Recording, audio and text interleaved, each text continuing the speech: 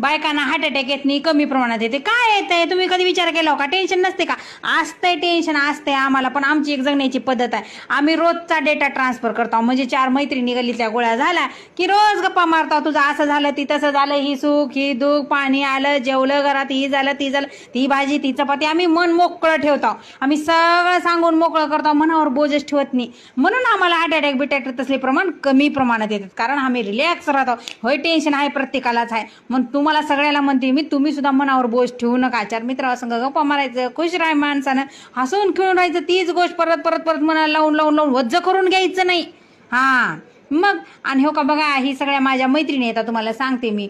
ह्या पहिल्या चांगल्या नव्हत्या वाटतं एवढं, माझ्या संगतीत येऊन लई चांगल्या झाल्या. आता माझी संगत एवढी भारी की नाही, सगळ्या सुद्धा लई म्हणजे लई चांगल्या झाल्या. आता